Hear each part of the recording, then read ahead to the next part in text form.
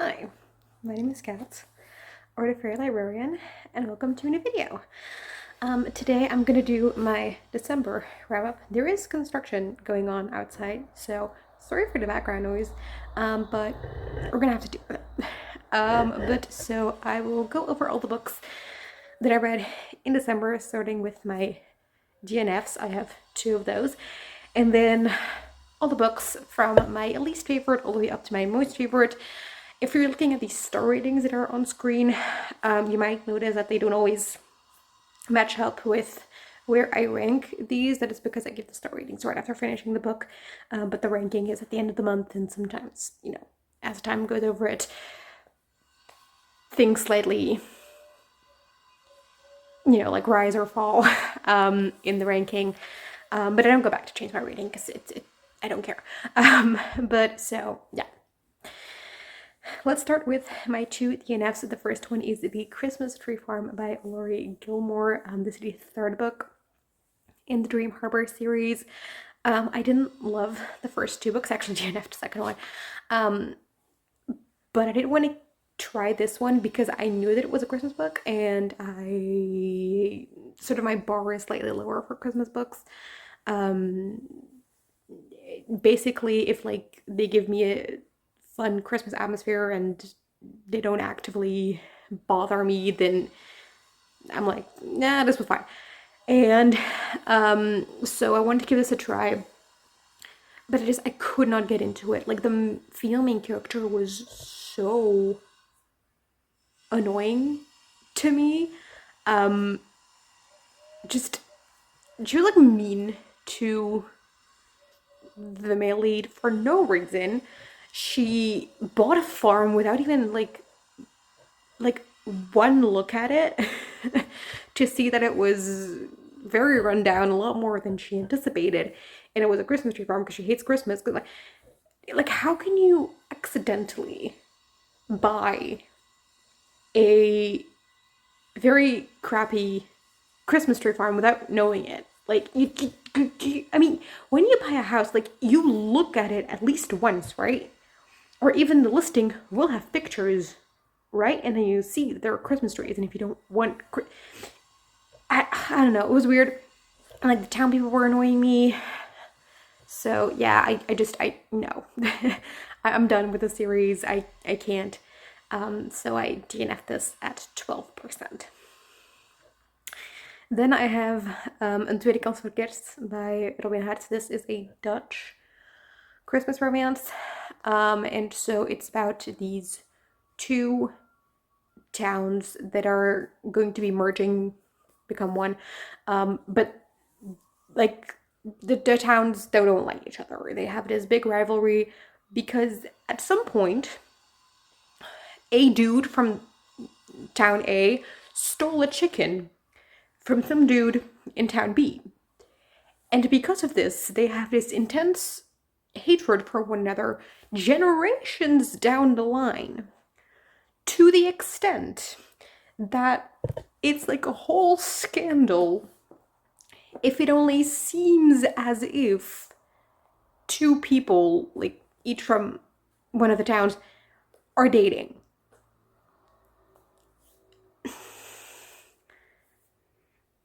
It was so dumb. It was so dumb. And also it didn't make sense because it's a second chance romance, which means that they would have been dating before. So why is this suddenly now a problem? I don't get it. It was dumb. It didn't make sense. So I DNF'd it at 15%. Then on to the books that I did finish. I didn't actively dislike any of these, but there were some that I was eh. So first I have How to Solve Your Own Murder by Kristen Perrin. This is a small town mystery. It's the first book in the Castle Knoll files. And so we're following Annie, who gets a letter that her great aunt Frances has changed her will, and so Frances has to go to this town to, administrative stuff, I guess. But she has never met this great aunt. I mean, she knows that like the house that she and her mom live in is owned by this great aunt because like she's very rich and like she owns like pretty much the entire town of Castle Knoll. But yeah, she's never really met this woman, and so it's weird. And then she arrives there, and the great aunt ends up murdered. But she has been to this fortune teller when she was a teenager, and this fortune teller told her that she would be murdered at some point, and so she sort of kept, she was prepared for this, and she was a little paranoid about it, and has already gathered clues for our main character about who might, be like have a motive, whatever. And one of the things that our main character finds is this diary from her great aunt, from when she was a teenager, when one of her best friends, Emily, disappeared. And so Annie is convinced that if we solve the mystery of the disappearance, we also solve the murder. And so she spends all her energy with this journal, not really like caring much about the town right now. And that also goes for the author. I felt that the past timeline in the diaries was great, and I really enjoyed that one. But the present felt so underdeveloped, and I couldn't tell the side characters apart, which is kind of a problem if the whole goal of the book is to figure out which one of them killed a person. So, yeah, I wish that the present would have been developed a little bit more, because there were things that sort of led to it, but because I couldn't keep these side characters apart, and I frankly just had forgotten every kind of thing that our main character knew about this person, that could lead to them potentially being the killer. It didn't feel very satisfying in the end. And also, character motivations didn't fully make sense to me, especially like the killer's motivations. So yeah, I didn't love this. I mean, I didn't have a bad time reading it as I was reading it, and it kept me entertained. I gave it 3 stars at the time, but I think that if I would rate it now, it would be more like a 2.5. I didn't love this. I'm not going to read the second book that is going to come out somewhere this year. Then I read A Court of Frost and Starlight by Sarah J. Maas, which is book 3.5 in the Agatha series. It's like a Christmas novella. And I am not sure how to describe this book, because I'm not entirely sure that this book fully knew what it wanted to be.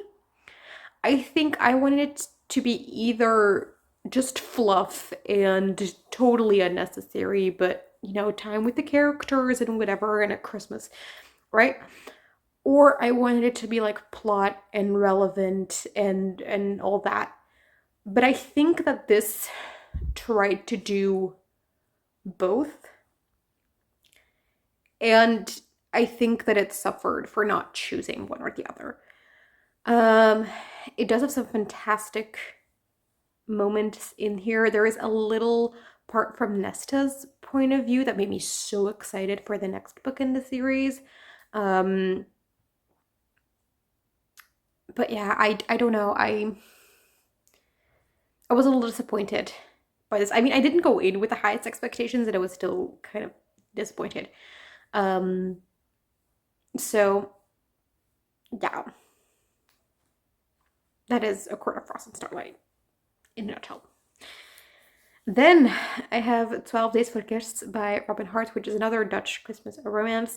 So this is about two people who are radio hosts, and at some point one of them says that she just doesn't really, she's not that into Christmas. She doesn't really get it. And so reactions are sort of like, what? Why?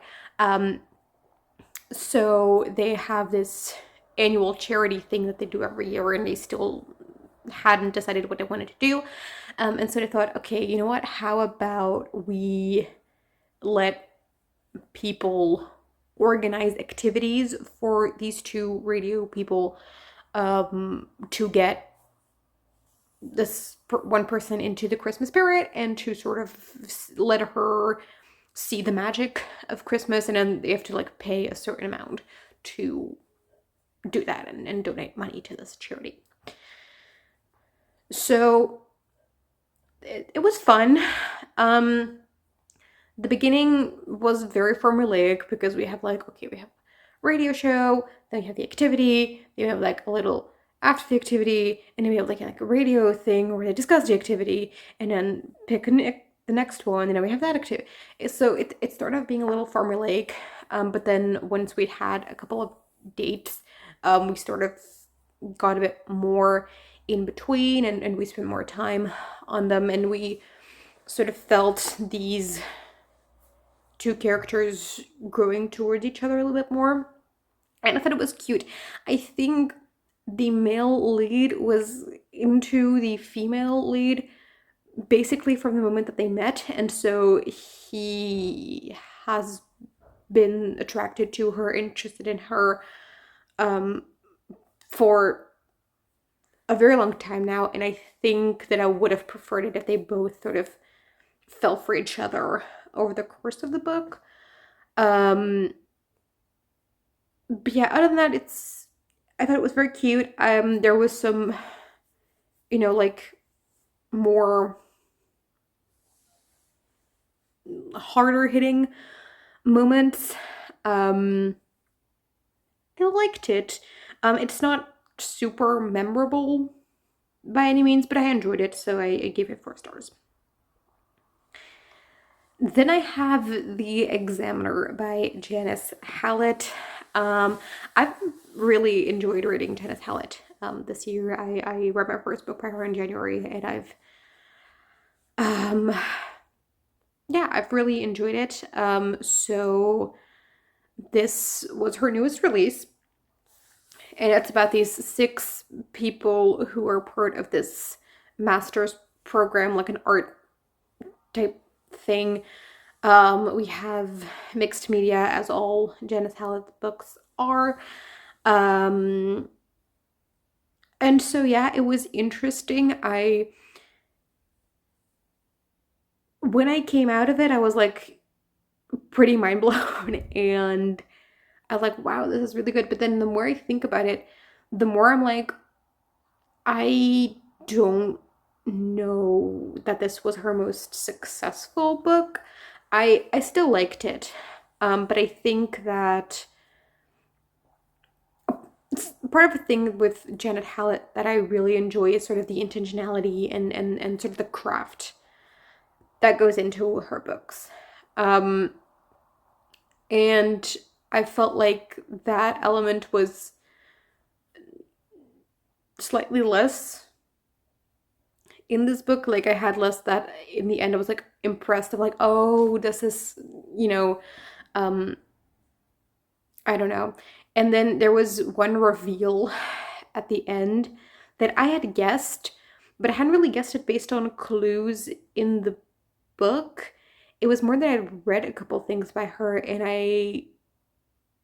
near the end, she always likes to do a certain type of a twist. And so I assumed that that type of twist would be in here as well. And so I was like, okay, if it's going to be in here, then it's probably going to be this.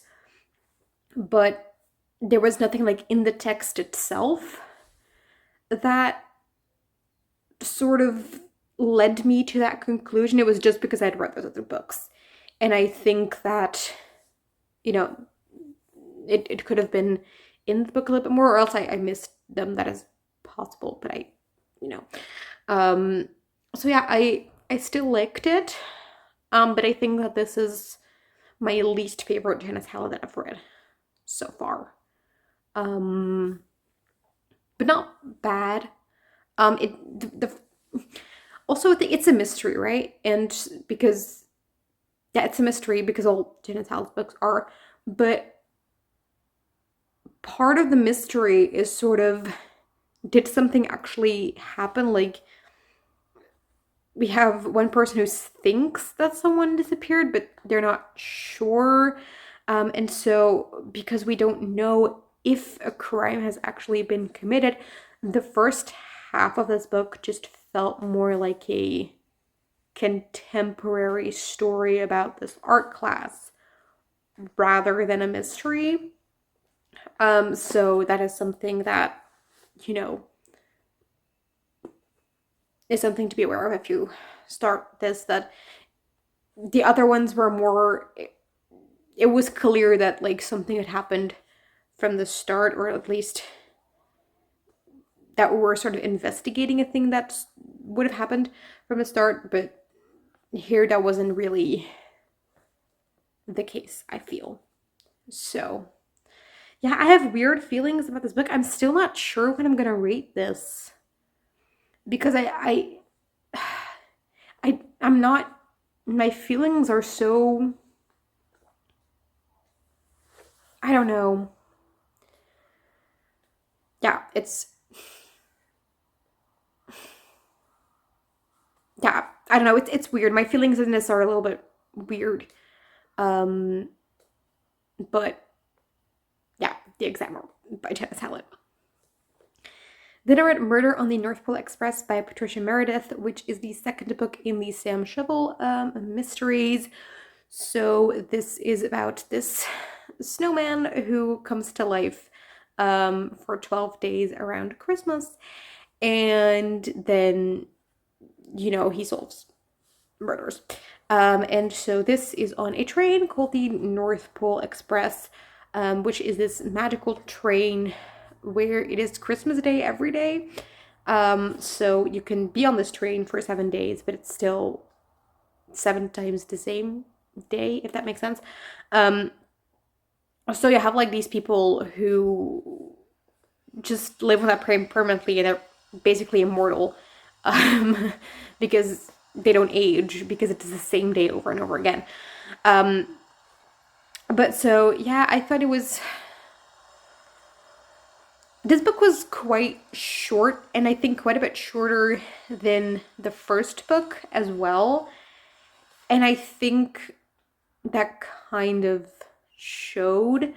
So the first half of this didn't read as much like a mystery, but more like a thriller. Yeah, like a suspense type thing.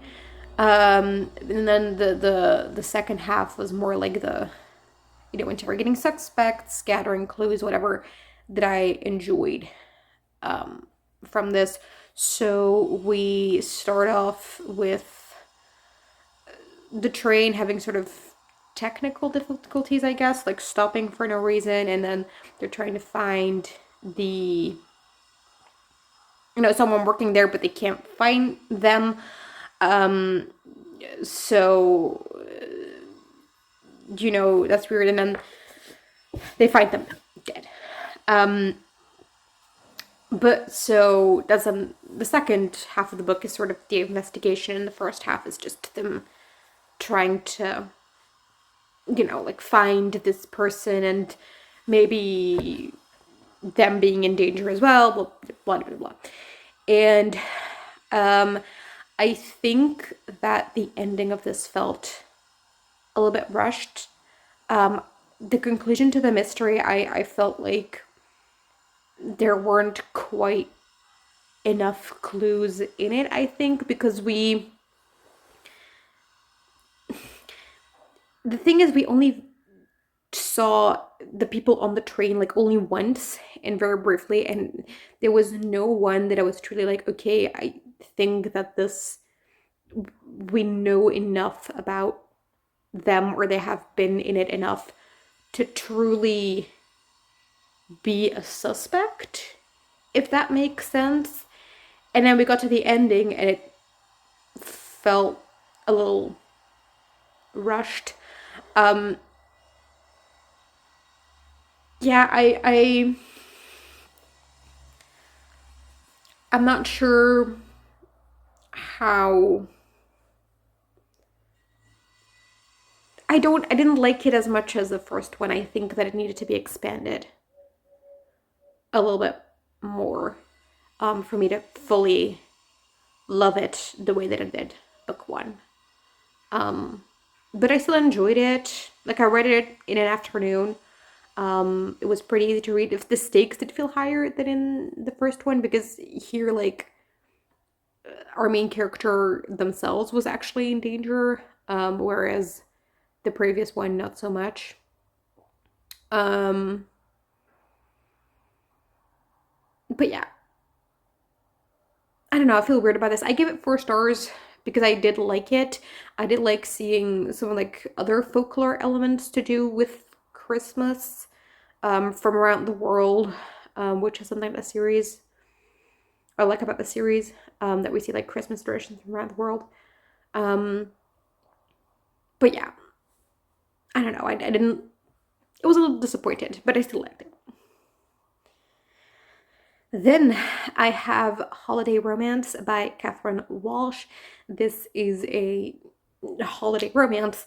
So we have these 2 people. They are Irish, but they live in Chicago, and they always like take the same flight and sit next to each other on the plane, and so that's how they know each other. And then one year they're trying to get home for Christmas again to Ireland, but there's a big storm, and so the plane isn't flying, and so they're trying to still get home and sort of, go different routes and whatever, to try and get home before Christmas. And I thought that that was really fun. I thought that like the traveling to different places and the chaos that came with that, I really enjoyed that. I also liked the flashbacks to previous Christmases. I thought that was fun. Yeah, I think this was a very well crafted romance. I wasn't necessarily too invested in the characters and the romance, but I thought the plot was fun. I thought that the Christmas vibes, they were like a good level, like they were definitely there, but they like didn't beat you over the head with it. So yeah, I thought it was very well written, a very good version of what it is. So I would recommend this. I give it 4 stars. Then I have Hercule Poirot's Christmas by Agatha Christie, which is about this Christmas party of this family, and then one of them ends up dead, and so Poirot solves the mystery. It took me a little while to get my footing in this with like who each of the characters were. But once I did that, I quite enjoyed it. I mean, Christie is, I like her books generally. I like her writing. The actual solution, I never would have guessed. The killer, I thought, was very, very well hidden in plain sight. And yeah, that makes sense to me. So I think it's a good like solution to the mystery. It's not too long, so I don't have a ton to say. There was one point was a little confronting where one of the characters was like, I couldn't have killed them because I was calling with someone, and it was like, that doesn't mean anything. You could very well have walked just not thinking about the fact that at the time, like, mobile phones weren't a thing. And I was like, it's like, oh wait, and then later on, but it's like, oh yeah, what rooms are there phones? And it was like, of course. I felt really stupid at that point. But so yeah, I liked it a lot. I thought it was very well written. I mean, it's Agatha Christie, so I recommend. Then I have Check and Mate by Ali Hazelwood, which is a YA romance about this girl who she played chess as a child, but she quit because of circumstances. And now, through some circumstances, she gets pulled into the world of chess again. And there she meets the male love interest. I forgot his name. And yeah, they have a little romance. They play chess together. I thought it was very cute. I thought the romance was insanely cute.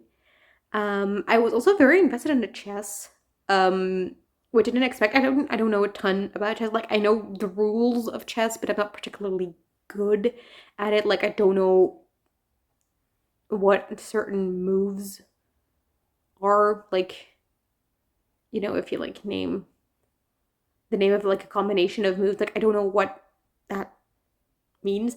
But yeah, I really liked it. I was invested in the chess. There was this last sort of match at the end where sort of the last chapter ended and we didn't know how this match ended, which I thought was very interesting and very cool. The epilogue did kind of spoil it, and I actually didn't need it. I was like, we're at a point where the outcome of this match doesn't really matter anymore because the characters are, like, I know that they'll be fine either way. And so the outcome of the chess match at the end was like, yeah, it. And I liked, when I thought that it ended without us knowing the outcome, I really enjoyed that. But then we did get to know it at the end, and I was like, okay, I didn't need to know this. But yeah, I thought it was very cute and very fun, and I really enjoyed it. I listened to the audiobook, which I like the audiobook, so yeah. But I'm not a big audiobook person, so I don't know, like, I don't have much to compare it with, so, you know, take my opinion with a grain of salt, but I like the audiobook. Then I read The Brides of High Hill by Nghi, which is the 5th, I think, novella in the Singing Hills cycle, which I read everything that is out in this series in 2024, and I really, really liked it. This was actually my last read of the year. Like, I read it on New Year's Eve. And I liked it. So this series is about a cleric Nghi who goes around this fantasy world to gather stories. And so each of the book deals with storytelling in a different way, and they're also, each of them is quite different from the other ones. This one is my favorite. It's not my least favorite either. I think the 3rd book is still my least favorite, but then I think this one, I still liked it. I gave it 4.5 stars. It was still a fantastic read. But it dealt with storytelling a little less than the other ones. This is a take on a gothic horror story, and I actually would say that it is more horror than fantasy, personally. So Cleric Nghi is accompanying this bride who, you know, has gonna meet the husband that, like, it's an arranged marriage. She's gonna meet her new husband, and Cleric Nghi is like part of her entourage.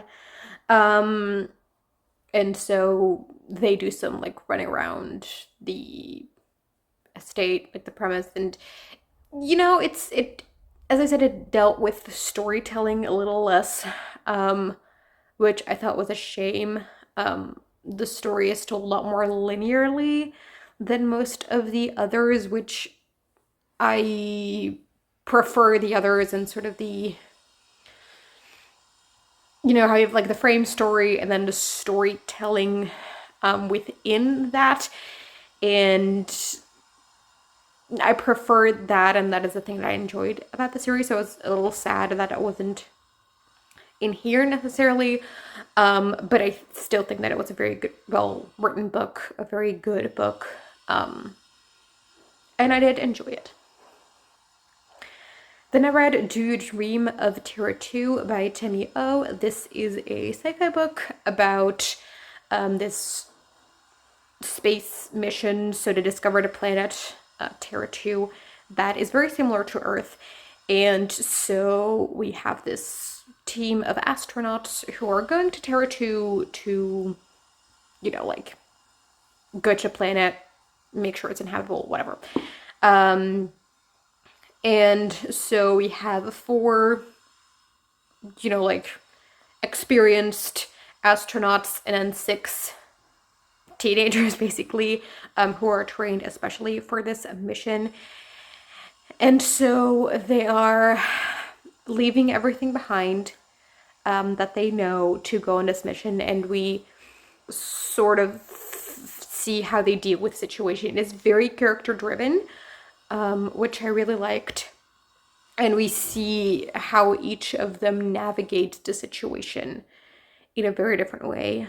How some of them are grieving the life that they left behind, while others could only look ahead to what is to come, and their ideas for how Terra-Two will have to be structured or not. And so I really like that. There not much goes on for most of the book. We're mostly following these characters. But yeah, I liked it a lot. It's sort of this mixture of hope and tragedy. And I think that the ending could be quite divisive. I think that there are a lot of people who may not like the ending, but I thought that it was very appropriate and actually the perfect ending for this book. I think that another ending, I don't know that I would have liked, but I thought this was very, very well done. I really liked it. I gave it 4.5 stars. And then finally, my favorite book of December was Snowed In by Catherine Walsh. This is the companion to Holiday Romance, which I talked about earlier. So this is about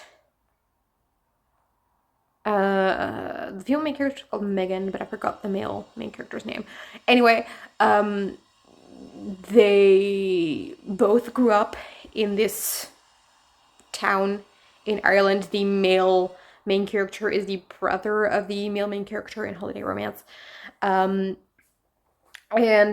so they, you know, a book called Snowed In, you would expect that they're like snowed in for most of the book, and so it's a first proximity type of thing. It is not that. Like, they're snowed in for only like a very, very, very tiny part of the book. Most of this is fake dating, which I liked, because I enjoy fake dating, and I was actually kind of worried that, because I liked the first book so much for the plot, that if they were snowed in, it wouldn't have the fun plot, and so I wouldn't love it as much. But because it has the fake dating, I really liked the plot as well. So yeah. So just depending on your trope preferences, that is a good thing or a bad thing. But so they have this sort of fake dating thing, because Megan, in the prologue, we see that she's a runaway bride. So she was about to be married to this dude, but she ran away on her wedding day. And so this is the first time that she's gonna go back to this small town. It's years later. And,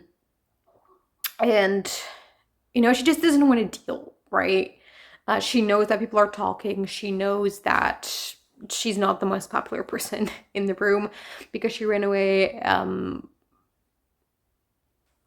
And she just doesn't want to, you know, she just wants a day to show that, I don't know, like, she's moved on with her life, and that, you know, to not have like the pity and the talk and whatever. And then you have the male main character who just doesn't want to be the only single at the dinner table, so they decide to fake date. And yeah, I really liked them. I really liked their little romance. I thought it was so cute.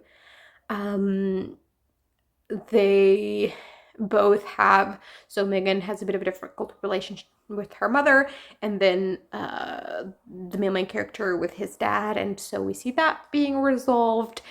We see the reason why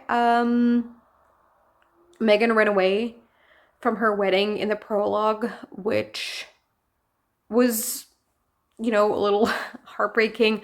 So check content warnings if you need them. There was a little content warning for it at the beginning of the book as well.